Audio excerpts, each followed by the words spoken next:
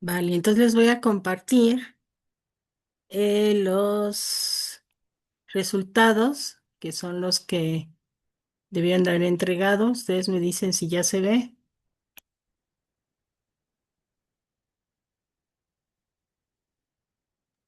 Sí, ya se ven. ¿Ya? Sí, ya se ve. Ok, perfecto. Mm, bueno, nada más ando acomodando aquí para que los podamos ver tranquilamente. Bueno, ahí están los resultados de los dos experimentos de los cuatro equipos.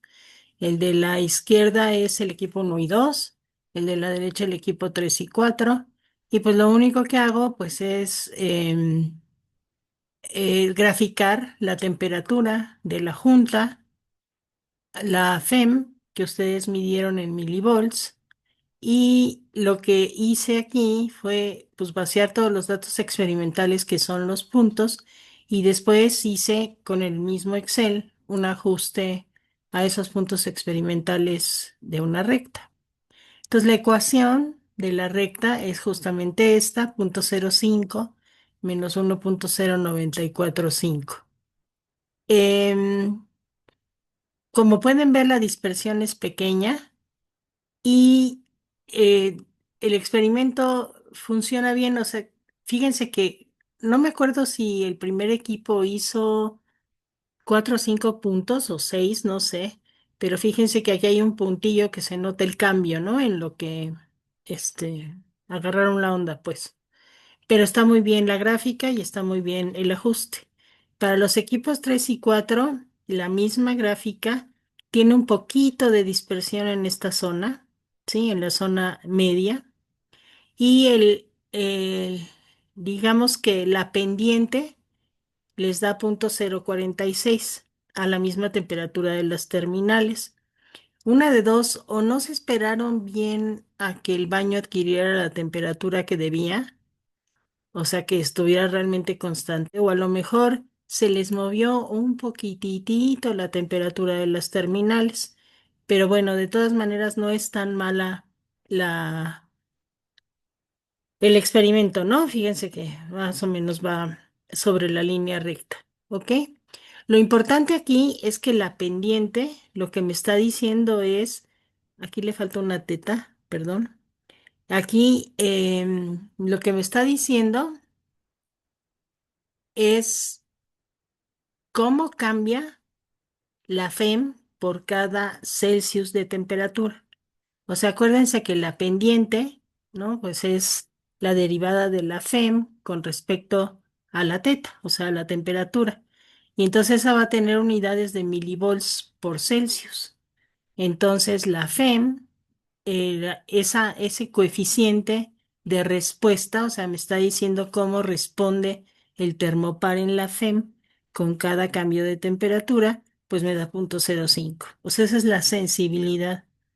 Y para los termopares tipo J, como los que ustedes usaron, pues esa es justamente la sensibilidad, alrededor de 0.05 milivolts por cada Celsius de temperatura. ¿Ok? Entonces, bueno, espero que sus resultados les hayan salido pues más o menos igual. ¿De acuerdo? ¿Sí? ¿Alguna pregunta? No, profesora, ninguna. Ok, va. Bueno, entonces déjenme compartirles ahora. Mm,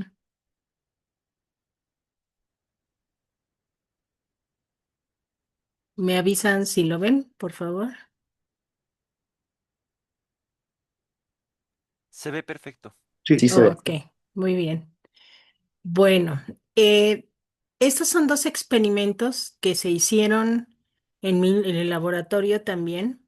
Fíjense que este es un equivalente al que ustedes hicieron, el que más o menos la temperatura de las terminales, bueno, la temperatura de las terminales era igualita a la que ustedes tenían, y aquí se fue siguiendo la FEM en función de la temperatura.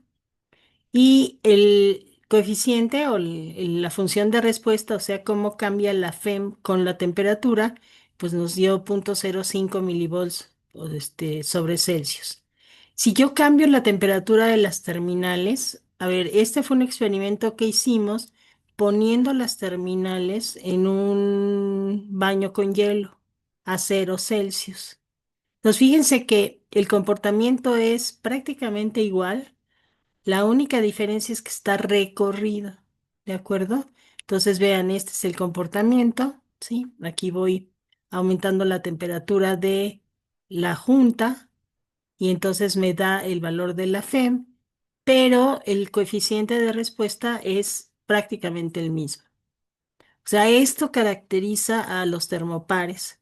Para los termopares tipo J, pues el cambio de FEM con la temperatura es 0,05 aproximadamente, ¿no? Milivolts por Celsius.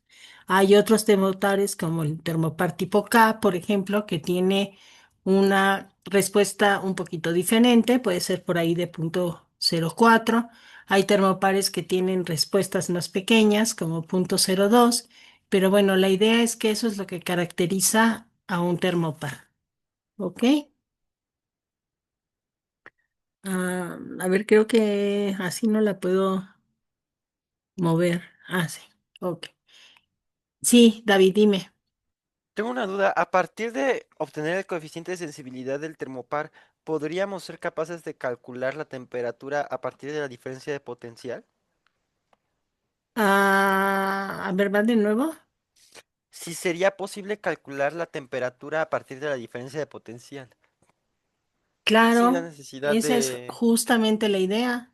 Ujú, Mira, cuando yo escribo esto, fíjate aquí, no tengo ordenado el origen porque justamente parte del cero, ¿de acuerdo? así es. Y entonces tengo una pendiente de 0,05156. Esta es la ecuación que me describe el permopar.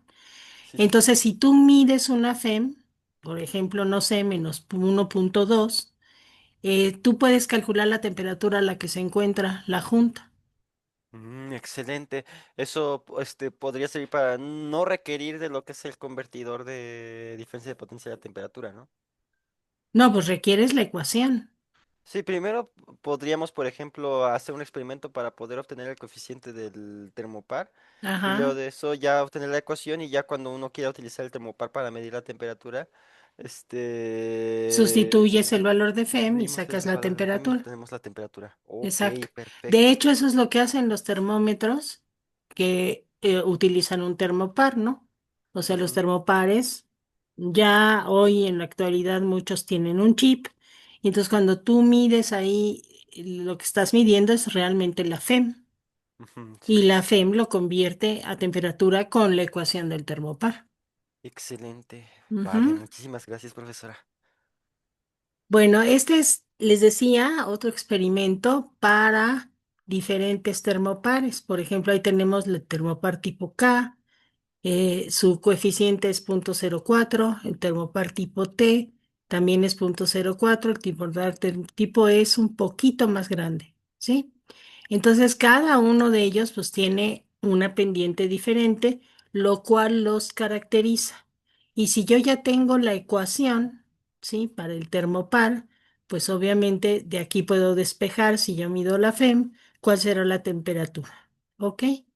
Para estos termopares, la temperatura de las terminales fueron 23 aproximadamente. Había unas pequeñas diferencias para cada uno de ellos, pero bueno, uno simplemente lo que hace es compra un termopar, hace estas mediciones, lo único que necesita es pues un baño térmico para conservar la temperatura, determinar el valor de la FEM y ya tiene la ecuación del termopar. ¿De acuerdo? ¿Tip? ¿Alguna Perfecto, pregunta, profesora. jóvenes? Por mi parte, ninguna duda por el momento. No, por el momento no. Ok, muy bien, chicos. Bueno, entonces, dentro del mismo tema de la temperatura, ¿sí? Lo que vamos a hacer hoy es discutir un asunto que es de llamar la atención. O sea, cuando ustedes les dan un instrumento de medición de temperatura, por ejemplo, esos que le llaman termómetros digitales, ustedes les creen, ¿no? O sea, ustedes dicen, ah, pues este es el termómetro, yo mido la temperatura y pues resulta que debe ser cierto, ¿no? Entonces, la pregunta que uno se hace es, ¿cómo pueden estar seguros de que la medición de temperatura es correcta? De hecho, yo podría ahí generalizar y decir cómo pueden estar seguros de que cualquier medición de cualquier propiedad es la correcta. Porque ustedes dependen mucho ya de la tecnología. Nadie les dice si realmente lo que están midiendo es correcto, ¿sí? Y entonces luego se encuentran con que en las empresas o en los laboratorios, pues la gente lo que justamente hace es tratar de encontrar la forma de saber si sus instrumentos están bien, lo que se llama calibrados. La calibración de un instrumento implica no necesariamente abrir el instrumento, moverle a las partes internas, sino lo que implica es comparar la medición de ese instrumento con temperaturas conocidas, comprobadas, de estados físicos particulares de los sistemas. ¿Qué quiere decir eso? Pues justamente lo que uno hace es tener una... Ay, perdón, ¿qué hice? No sé qué hice. Perdón, perdón, perdón. Espérenme tantito. Es que los puse a ustedes. Mm, ya, perdón. Es que ya no veo la presentación. Espérenme. Ya se me olvidó cómo usar esta cosa. Mm, Bueno, pero mm. en el Zoom se sigue viendo. Sí, pero espérenme porque no veo qué estoy diciendo. Mm, mi pantalla. Ok, ya la encontré. Sale. Eh, no necesariamente quiere decir que el instrumento que estoy utilizando pues está midiendo bien. ¿Qué temperaturas son conocidas? Ahorita lo vamos a ver. Entonces, la calibración simplemente implica hacer una comparación y encontrar una relación entre las mediciones de mi instrumento y los valores comprobados o conocidos. ¿De acuerdo? Fíjense que incluso es muy complicado porque para un instrumento la calibración no puede ser solamente en pedazos. Mm, qué rara está esa dirección. Bueno, lo vamos a admitir. A ver quién es.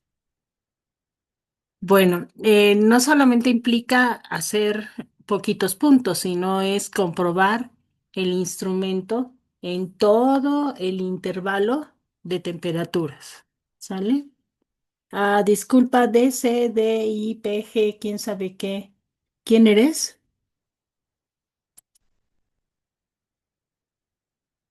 Mm, ya se fue.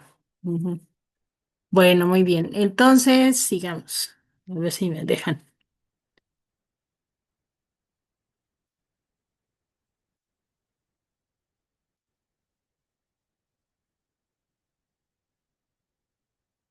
Permítame un segundito, que estoy medio atorada.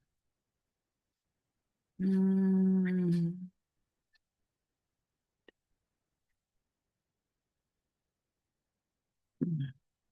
mejor no lo voy a hacer completo para...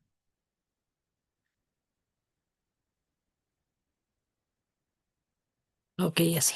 ¿Va? Creo que es más fácil. Ok. Entonces, ¿a qué me refiero con esos puntos de referencia o puntos corroborados experimentalmente? Bueno, eso es lo que se llama los puntos fijos. Y de hecho, esta es una tabla sacada de un manual, de un estándar de temperaturas, en donde me habla de puntos fijos básicos y puntos de referencia secundarios. ¿Qué quiere decir estados comprobados? Bueno, ya aprenderán el próximo semestre en equilibrio, ¿sí? Que los sistemas tienen lo que se llama un comportamiento de fases. O sea, que existen diagramas de fase, que lo que me dicen es cuáles son las condiciones de temperatura y presión a las cuales una fase existe o existe lo que se llama la coexistencia de fases. En particular, la coexistencia de fases lo que implica es tener dos o más fases justamente a la misma presión y temperatura y otras propiedades que verán el próximo semestre. Pero el asunto está en que esos puntos son, por ejemplo, los puntos de fusión. Los puntos de fusión son puntos fijos. Los puntos de ebullición son puntos fijos. A una cierta presión y temperatura, por supuesto. O sea, por ejemplo, si yo les digo que el agua ebulle o entra en equilibrio con su vapor a una atmósfera de presión y 100 grados, esa es un punto de equilibrio de fases. Si yo bajo la presión, pues bajará la temperatura de ebullición, ¿no? O sea, ¿a qué temperatura ebulle el agua en la Ciudad de México? Aproximadamente. ¿A cuántos? ¿No saben? A Ya no noventa y me... dos aproximadamente. Aproximadamente a 92, exactamente. Entonces, a una presión diferente, la temperatura de ebullición cambia. Igual que cambian todas las demás temperaturas, por ejemplo, la temperatura de fusión, la temperatura de sublimación. Entonces, todos estos puntos fijos se pueden utilizar como referencia para calibrar un termómetro. Por ejemplo, el punto de ebullición del agua a una atmósfera, el punto de fusión del zinc, el punto de fusión del oro, el punto triple del neón, el punto de ebullición normal, o sea, una atmósfera del nitrógeno, del argón, y todos estos puntos de fusión que ven abajo, por ejemplo, bismuto, cadmio, plomo, que están determinados a una precisión hasta de milésimas de grado, ¿de acuerdo? Y básicamente todos están medidos a una atmósfera de presión. Ahora, hay una de ellas, uno de estos puntos de referencia, que es el equilibrio del hielo con el agua saturada de aire, cuya temperatura ocurre pues justamente a 0 Celsius o 273,15 Kelvin. Esta es lo que llamamos un diagrama de fase simple de una sustancia pura.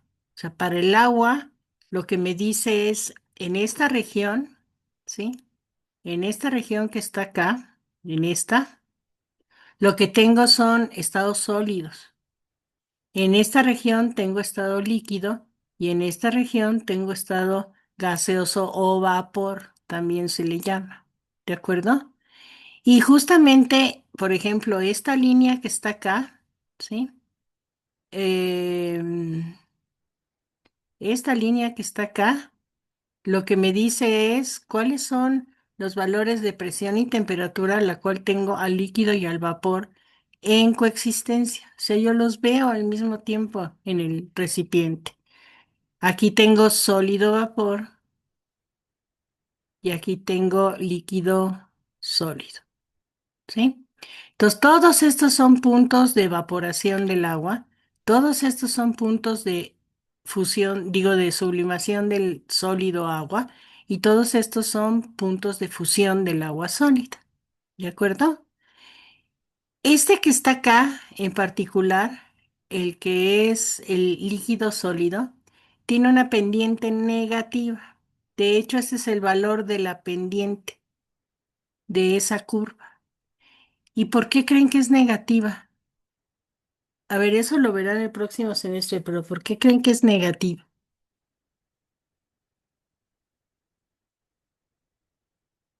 Bueno, pues lo que van a ver es que esta pendiente está relacionada con el cambio de densidad. ¿Y qué ocurre con el hielo sólido?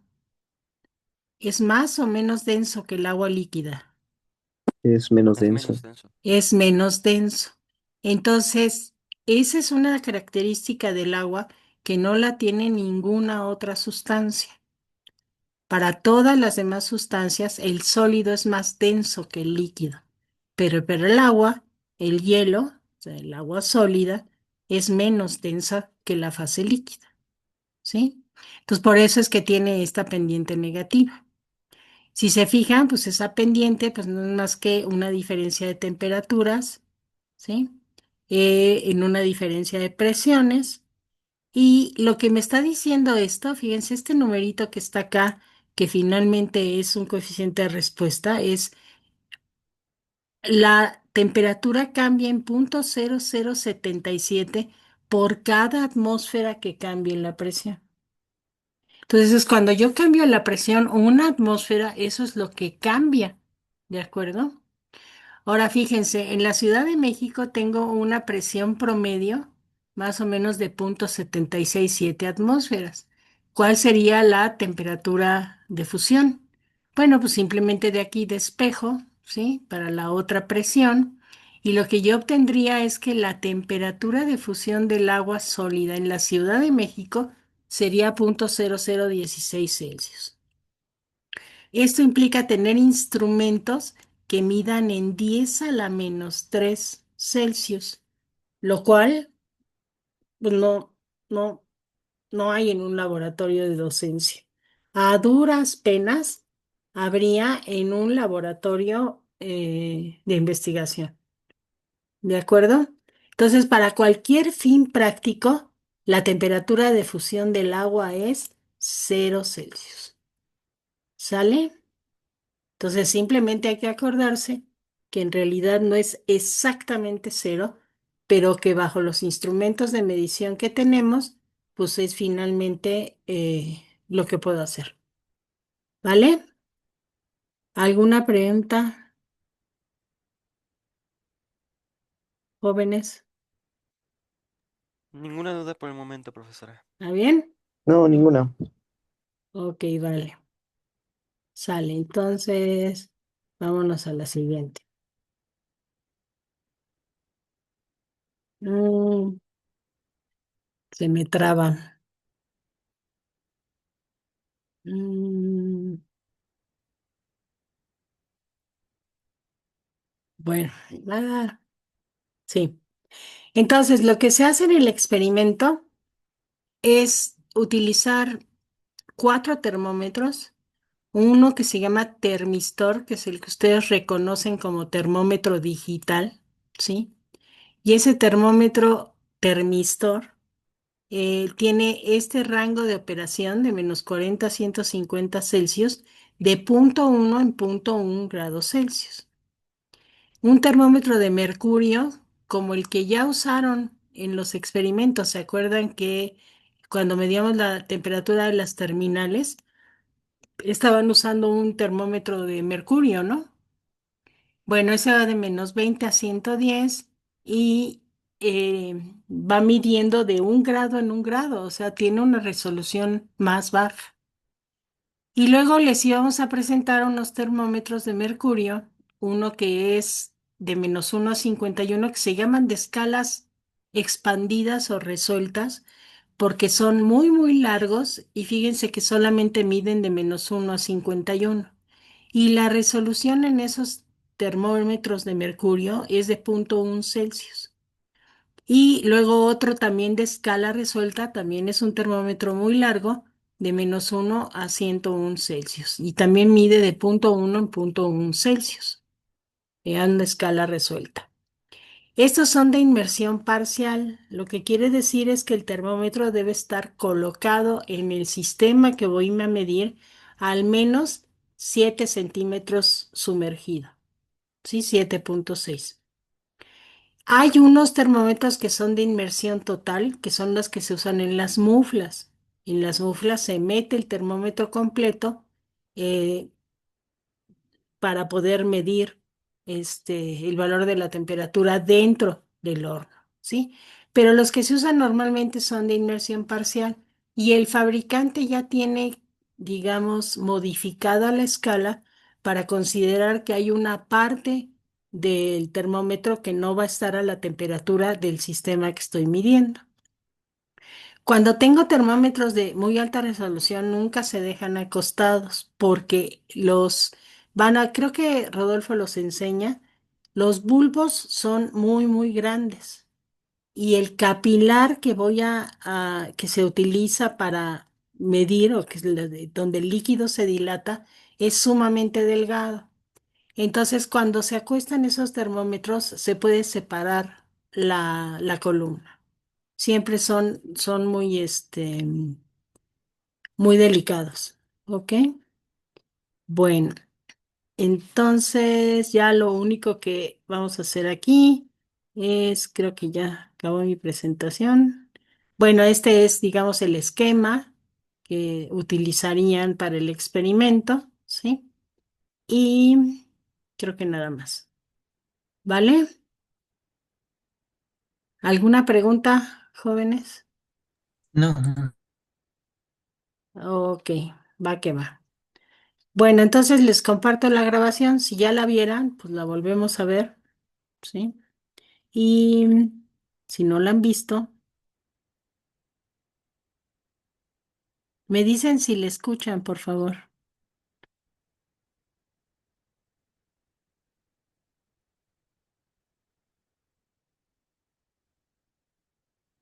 ¿La escuchan?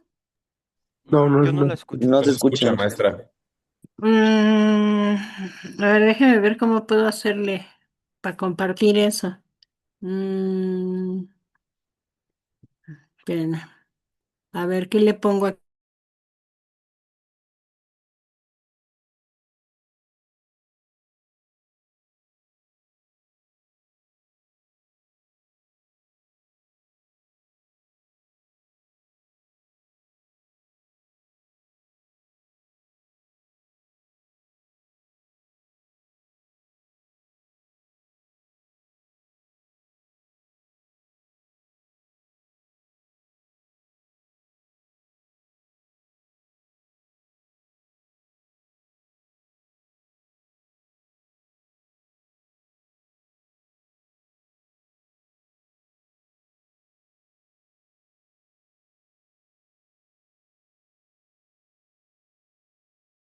A ver, déjeme ver cómo le hago para que pueda transmitir.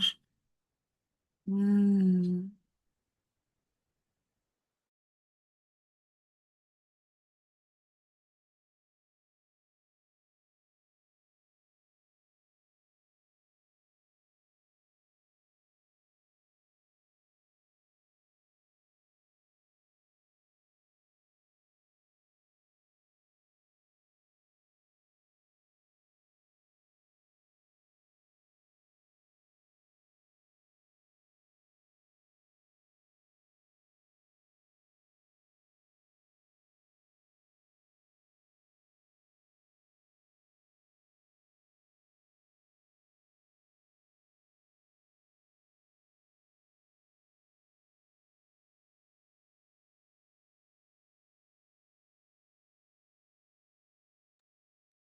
¿Ya me abandonaron?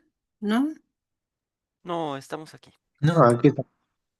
Mm,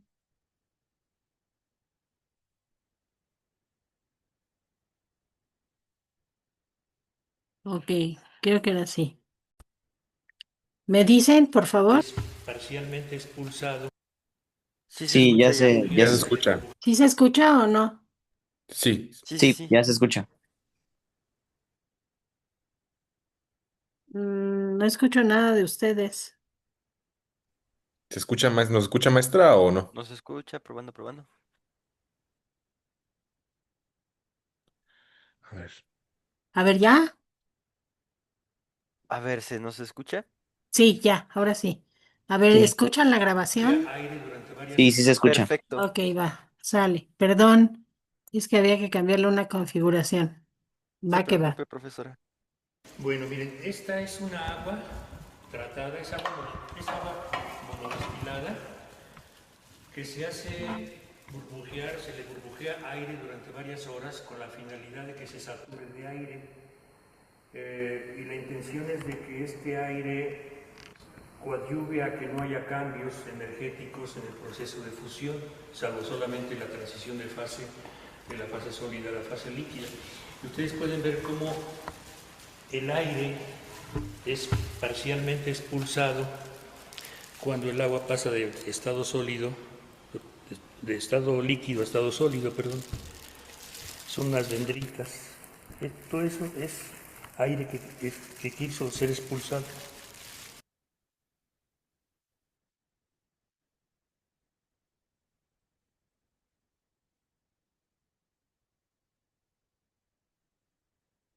Sí, para cuando regresemos a presencial, bueno, si regresamos a presencial, Y todavía están los bloques de hielo en el congelador.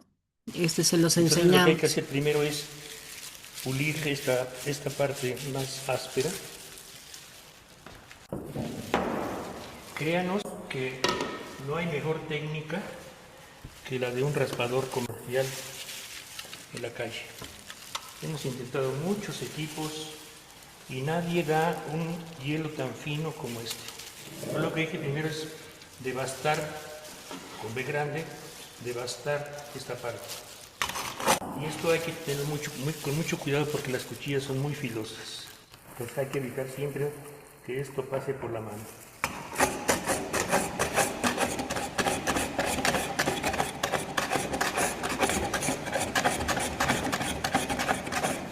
Y hay que evitar que el hielo frappé se compacte. Entonces hay que dejarlo esponjado y sacarlo con una pala plana. Nunca apretarlo, siempre esponjado.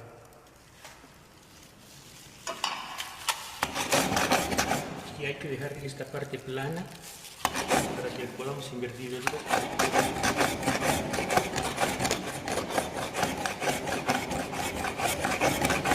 Ya no queden promontorios, ya nos queda ese hielo frappé, muy bonito.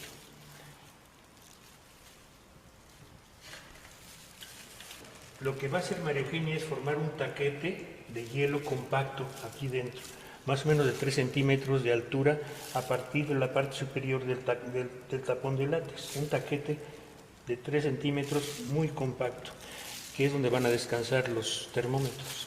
Entonces ella lo va a poder hacer. Y mientras yo voy subiendo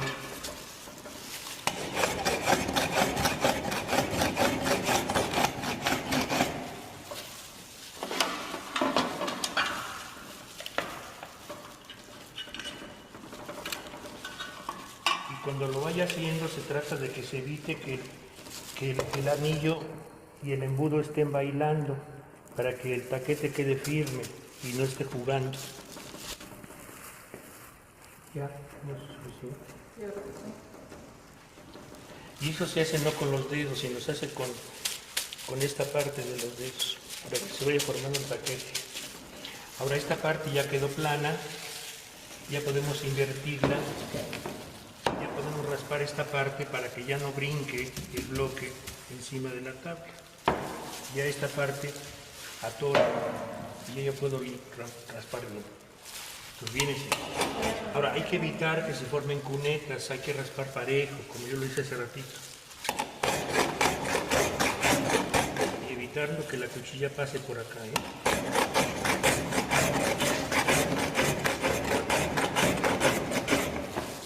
Sigue sacando hielo, vean qué hermoso, muy fino.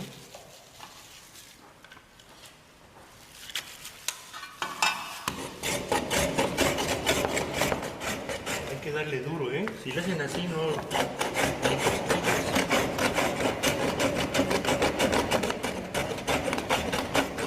De preferencia con la cuchilla en diagonal. Vean qué hermoso.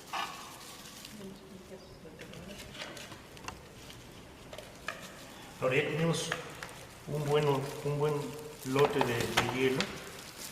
Ahora de lo que se va a hacer, lo que se va a tratar es, dependiendo del tipo de termómetro que se vaya a verificar, hay que tener cuidado en que el sensor, en este caso el bulbo, descanse en el taquete que se formó, no sepultarlo, simplemente que descanse libremente. Cuando se coloca el termómetro que opera con mercurio, hay que ponerlo en el centro de ese taquete.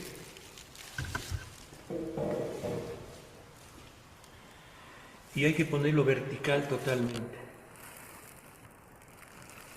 No se vale dejarlo inclinado para allá ni para acá, porque tenemos que verificar la lectura que nos proporciona y por tanto tenemos que posicionarlo muy bien, totalmente colineal al eje de la Z y con la escala hacia nosotros.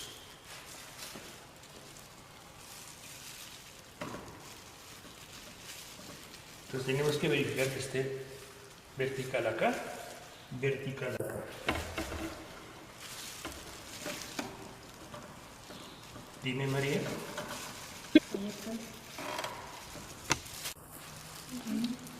¿Sí?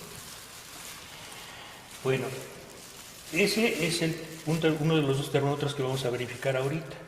El otro es un termistor, pero ese lo vamos a colocar hasta el final. Este se va a sepultar como una banderilla. Pues lo que va a hacer ahorita María Eugenia es permíteme, ir compactando el hielo alrededor de todo lo que es el termómetro, tanto su bulbo como su capilar. Ahora, otro detalle, este termómetro es un termómetro que se llama de inmersión parcial. Quiere decir que el termómetro está fabricado de tal manera que lo que se tiene que mantener en equilibrio térmico con lo que se tenga que medir de temperatura es 7.6 centímetros o 76 milímetros. En este caso el termómetro está indicando con este anillo a dónde tiene que colocarse el hielo. Entonces lo que va a hacer María Eugenia ahorita es ir compactando el hielo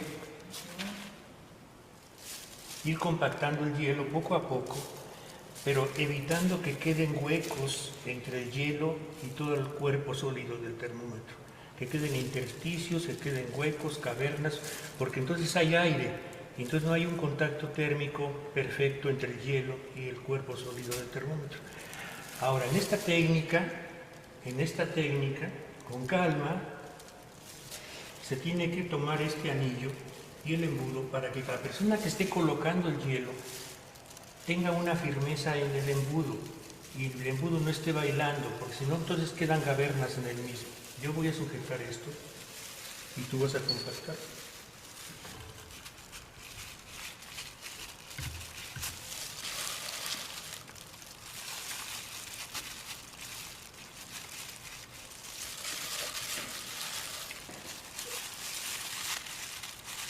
Firme, firme, firme, firme.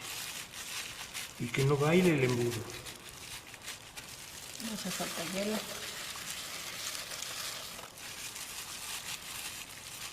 Voy a raspar más. Sí. Suéltalo despacito.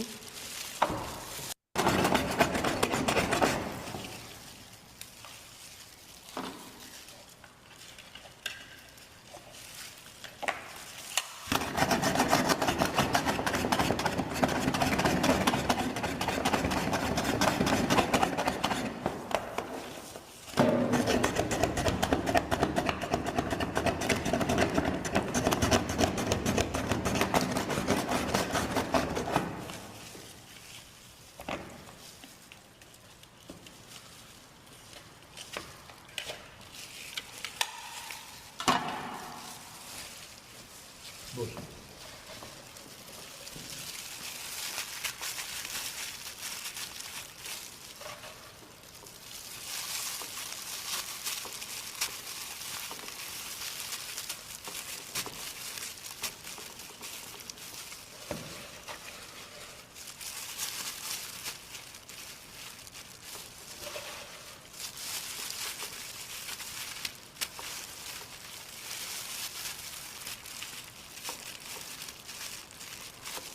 Se trata de que el hielo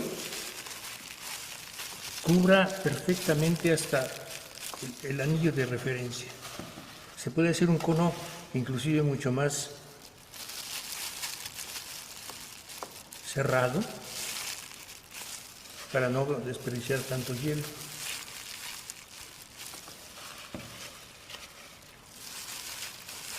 Lo importante es que cubra hasta esa parte.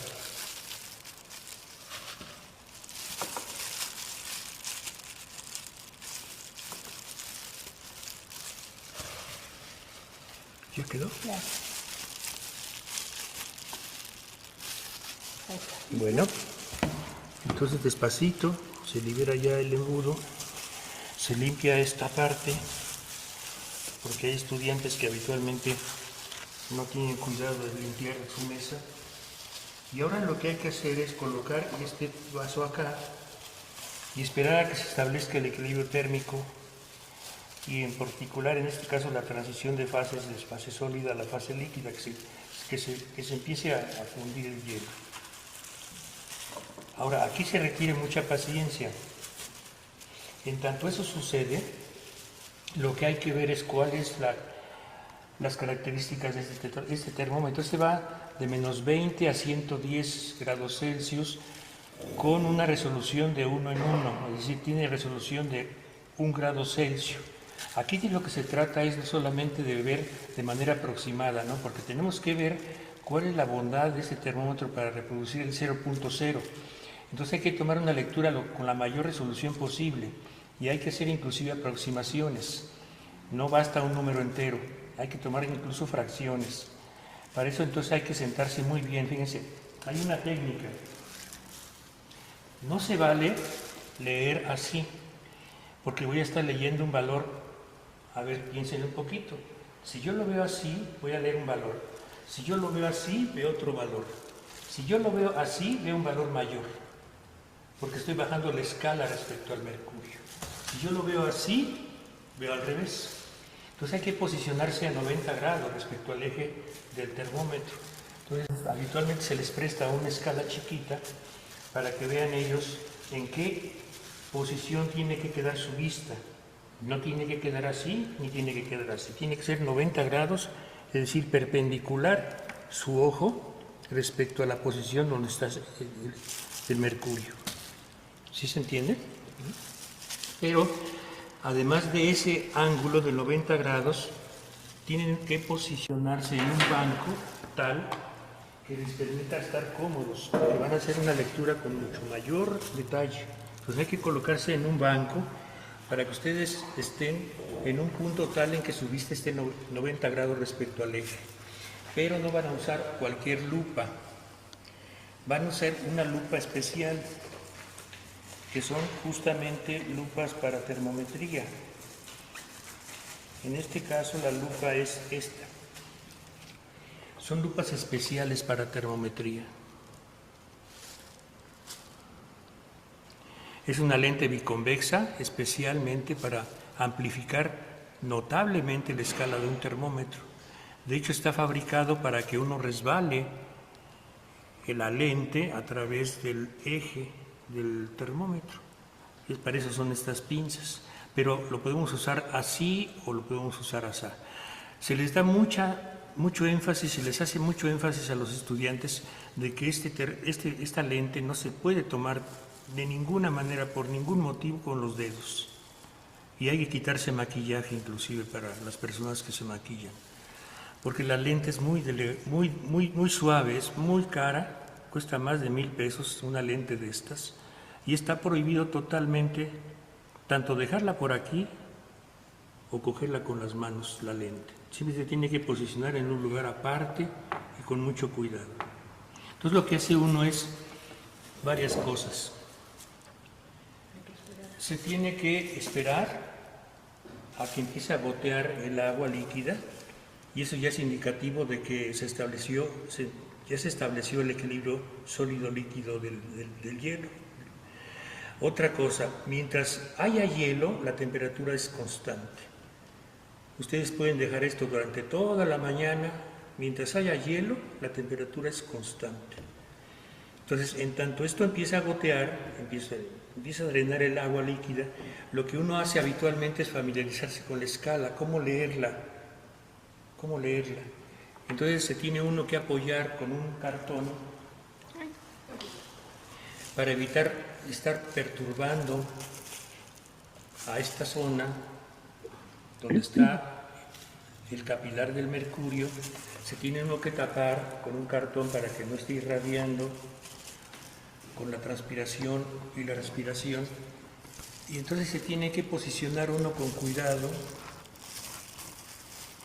apoyando los codos, tapándose la nariz y la boca, y posicionarse en 90 grados respecto al eje del termómetro, y estar observando en dónde está ese capilar. Entonces lo tengo que ubicar primero, ya lo ubiqué, y ahora tengo que fijarme en dónde está el capilar del mercurio. Entonces ya más o menos enfoqué el asunto. Ahora hay que esperar mucho. Y cuando ya empiece a drenar, ya puedo tomar la lectura. Habitualmente se les pide que roten, que cada uno de los compañeros y compañeras de cada equipo, cada uno con su respectivo equipo, vayan tomando lectura y vayan contrastándoselas unas y otras, y se reporten. Eso es lo que hay que hacer. Entonces tenemos que esperar aquí. Pero les decía, habitualmente se hace el experimento por pares de termómetros. Vamos a usar el segundo termómetro, que es el termistor. Este termistor no tiene problemas de lectura porque es una pantalla con dígitos. Entonces lo que se hace es simplemente ponerlo a trabajar.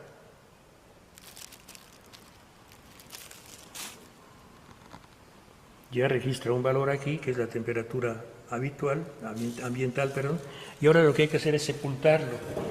Pero es de golpe, ¿eh? Es de golpe. Es una lanzada, de tal manera que el sensor que está aquí adentro, el sensor es una perlita semiconductora. El sensor está aquí en la punta. Entonces hay que sepultarlo de tal manera que no quede pegado al embudo, sino que quede en el cuerpo del sólido y lo más cerca posible del bulbo del termómetro de vidrio. Entonces lo que hay que hacer es simplemente así, firme, y dejarlo así. Es muy común que la gente piense que los digitales, así le llaman entre comillas, que este tipo de termómetros electrónicos sea de mayor confianza que uno de vidrio que opera con mercurio. Vamos a ver cuál es la bondad de ambos en este caso. El termómetro termistor tiene una resolución mayor. Este termómetro resuelve en décimas de grado. Vamos a ver qué tan cierto es de que un electrónico es mejor que un analógico. Que no análogo, porque luego traducen sin darse cuenta. Análogo es otra cosa, analógico es otro. No son sinónimos. A ver, jóvenes, ¿qué termómetro creen ustedes que se acercaría más al cero?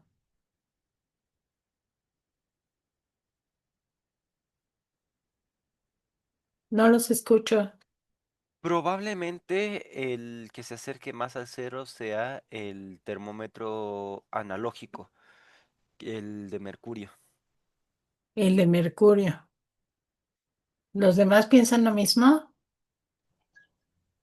Yo no sé por qué creo que el digital, como decían en el video, da un poquito más de confianza, aunque no sé si vaya a ser el caso.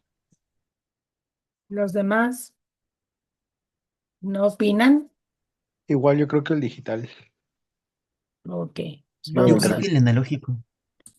el de mercurio, entonces, César. Ujú. Sí. Bueno, vamos a ver. Y luego les voy a enseñar unas tablas para que vean. Vamos a esperar a que se dé el equilibrio de fases y vamos a hacer las lecturas en su momento.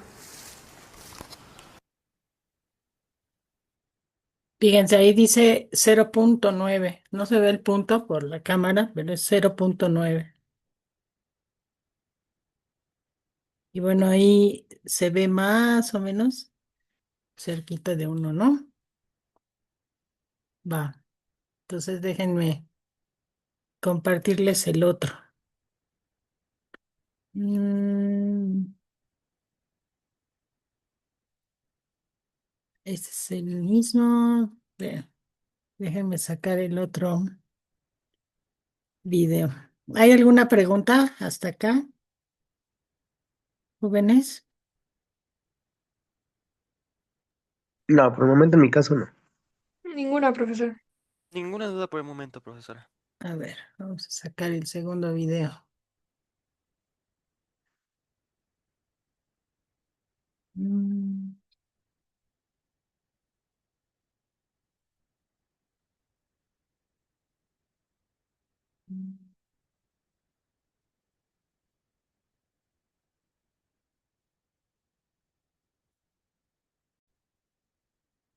¿Ya se ve? Sí, ya se ve. Ok. Bueno, ya estuvo drenando buen rato, las temperaturas, las lecturas son constantes. Este dio más 0.9 grados Celsius y este dio más 0.33 aproximadamente grados Celsius. Como ustedes pueden ver, todavía inclusive este es más exacto que este. Bueno, ahora esta es la primera parte. Lo que se hace es desmontar a ambos instrumentos, se apaga este muchacho, se coloca por acá y luego también se retira este otro. Se limpia muy bien. Este se puede acostar porque tiene un capilar de mayor diámetro, el capilar de mercurio. Pero estos otros nunca se deben de acostar porque cualquier golpe que uno provoque en el cuerpo del termómetro hace que se rompa la columna, se fracture, se separe. Entonces hay una técnica para reconstruir la columna, pero estos todavía pueden resistir una posición horizontal así, pero estos siempre están prohibidos. De hecho, es una norma mundial que los termómetros se tienen que guardar siempre en posición vertical, en gradillas correspondientes. Aquí tenemos dos termómetros ahora. Como ustedes pueden ver, uno es muy largo en su tallo, otro es mucho más corto, pero eso ya es indicativo de algo, porque la longitud del cuerpo indica que es una escala de mayor resolución. Por ejemplo, este es de -1 a 101 grados Celsius. Este es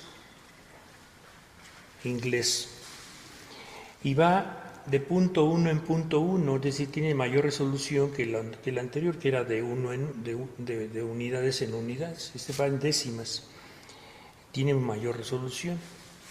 Y este otro, este de -1 a 101, este otro es norteamericano. Vamos a tomar el A. Es una marca muy buena,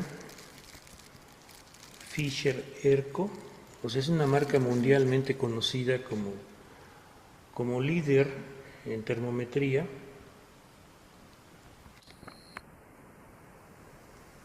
Y este va de -1 a 51 grados Celsius.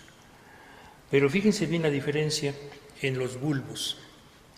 De hecho, uno puede ya darse una idea aproximada de la calidad de un producto, en este caso de un termómetro que opera con mercurio, por el tamaño del bulbo. Entre mayor sea el tamaño del bulbo, es más sensible el termómetro y es de mayor calidad. Comparen, por ejemplo, estos dos con el otro y vean que el tamaño del bulbo es notablemente diferente. Vean la diferencia. Entonces, ahora vamos a probar la bondad de estos otros dos termómetros. Ahora, lo que hay que hacer es volver a desmontar el arreglo del hielo y volver a reconstruir todo de vuelta. Entonces, lo que se hace es eso, desbaratar el bloque de hielo, disgregar de vuelta el hielo y raspar más.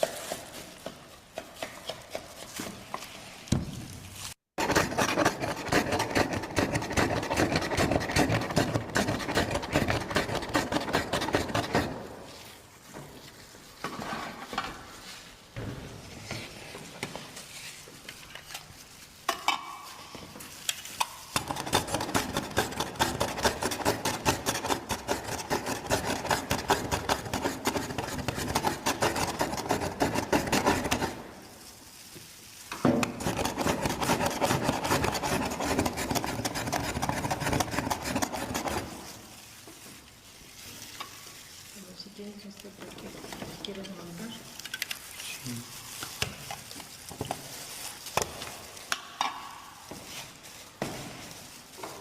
Ahora, estos dos,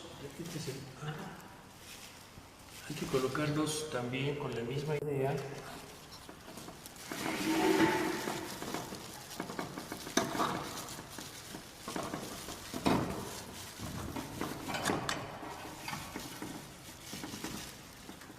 Lo más cerca del centro y con la escala hacia 1.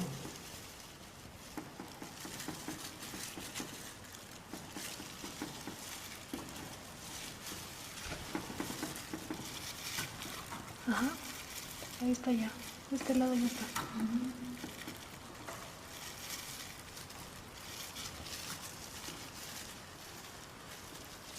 y el otro lo más pegado posible.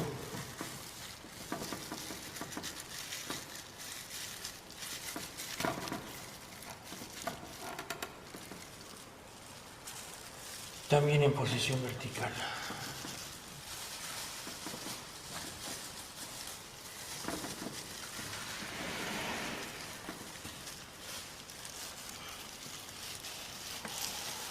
Ahora, como ustedes pueden ver, hay que evitar a toda costa, cuando se coloque de vuelta toda la masa de hielo, hay que evitar a toda costa que estos dos chicos se vayan a juntar, porque pueden romperlos en un esfuerzo de corte. Entonces hay que, primero lo que se hace es tratar de poner una pared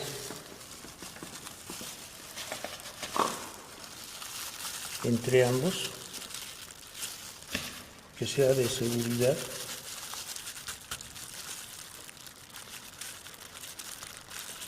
Y ya después proceder a compactar. Entonces lo que va a hacer María Eugenia es ir agregando.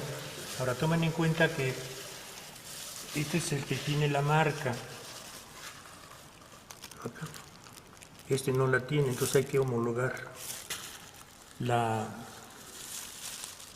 capa de hielo, la cubierta de hielo hasta ese mismo nivel para el otro.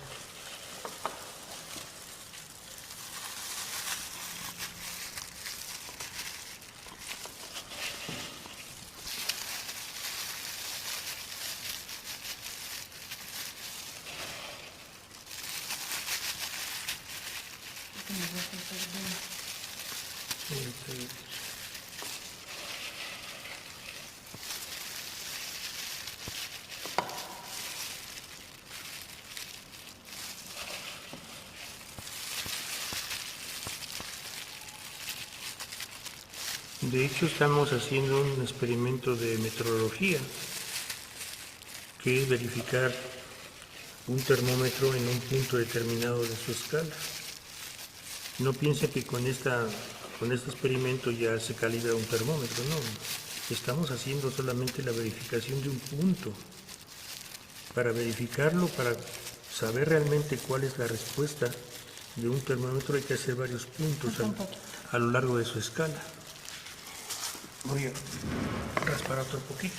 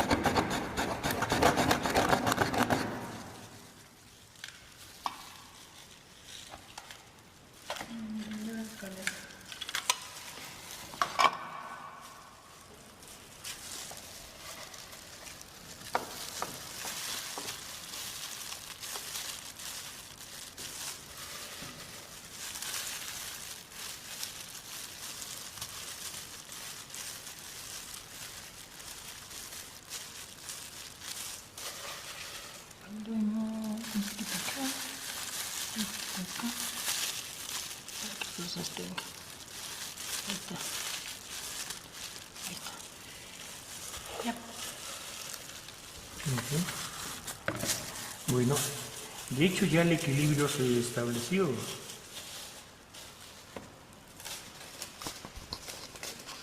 Como es la masa de hielo que se estuvo usando, ya en realidad se puede empezar a hacer las lecturas. Con la misma técnica, nada más que tomen en cuenta que estos dos tienen mayor resolución, van de punto 1 en punto 1, o sea que pueden incluso sacarle aproximación hasta centésimas. Pues vamos a ver cuál es mejor, si el inglés Brannan o el norteamericano Fisher-Erco. Ahora tomen en cuenta que son termómetros caros, son caros. O sea, comparativamente el precio de este muchacho, de este anda del orden de 10 a la 2 en pesos. O sea, anda por 100 pesos, algo así. Pero este son 10 a la 3. Entonces es un orden de magnitud mucho mayor en cuanto al costo y por tanto eso también habla de la calidad. De hecho este muchacho le gana en costo a este. ¿Por algo será? Vamos a ver. Vamos a ver. Entonces lo que se hace es lo mismo. Se posiciona uno perfectamente bien, cómodamente en un banco, porque es un experimento de lectura largo. No es nada más asomarse y ya, no. Hay que sentarse muy bien, ubicar dónde está el capilar en su domo, protegerse, acercarse, posicionarse en 90 grados respecto al eje del vástago y tomarla con la mayor resolución posible, porque pues, obviamente para esto son estas lupas, para que uno saque más jugo a la lectura, ¿no?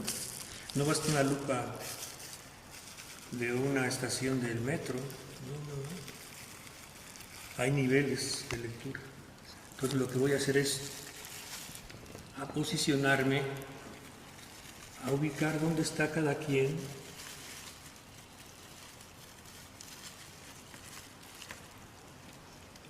apuntarlo con la mira telescópica. Este da 0.0, el de la izquierda 0.0, y este muchacho da más 0.5. A ver, dejen ver, sí, de 0 a 1 está en 0.5 positivo. Sale. Pero como ustedes son virtuales, usan camarita para todo, le pueden sacar fotos. Pero antes de que le saquen fotos, rétense ustedes, porque si son dependientes de la fotografía, pues no tiene caso, nunca van a aprender a leer. Primero lean y luego contrasten con una fotografía con su camarita. Entonces, Renata va a sacar fotos para ver que realmente si le apunté o no.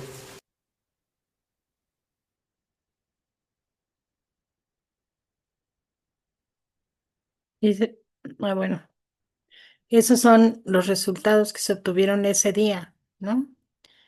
Fíjense, aquí está el primero, .33, el termistor .9, el que era más largo, de 1 a 101.5, y el otro termómetro, Fisher, sí dio el cero, ¿de acuerdo?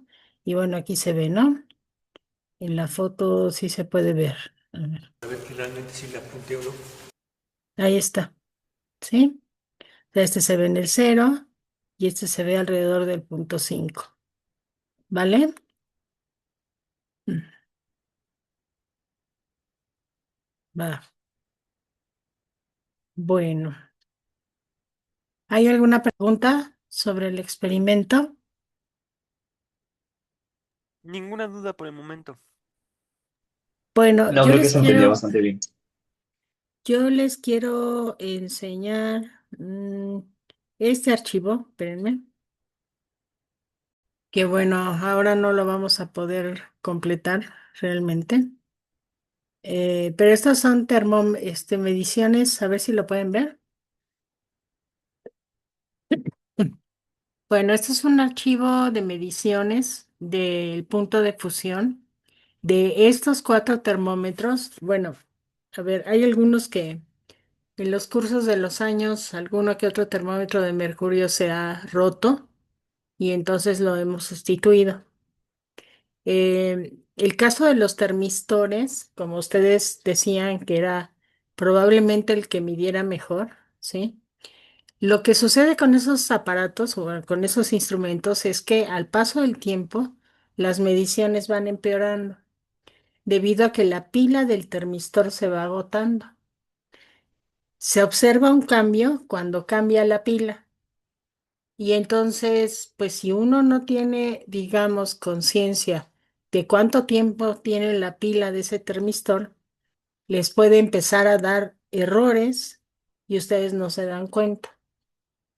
Eh, todos los instrumentos que funcionan con pila, electrónicos, siempre pueden dar muchos errores, ya que cuando ésta se agota, ¿sí? Algunos instrumentos no tienen indicador de pila baja y entonces pues simplemente no me puedo enterar, ¿sí? Es un problema porque las compañías hacen los instrumentos de forma que las pilas, o una de dos, o se terminen muy rápido para que uno siga comprando, o dos, hay instrumentos en que si una pila, por ejemplo, no se necesita, una pila es para un instrumento y tiene 9 volts de carga, Cuando tiene 8.5 ya no funciona. Entonces es un verdadero problema trabajar con instrumentos con pila, ¿sí? Porque el asunto de las pilas es un dolor de cabeza. Pero vean, este es desde 2005. ¿Ya habían nacido ustedes en 2005? 25. No, ¿verdad? ¿Cuándo nacieron ustedes? Jóvenes, ya los perdí. Carlos,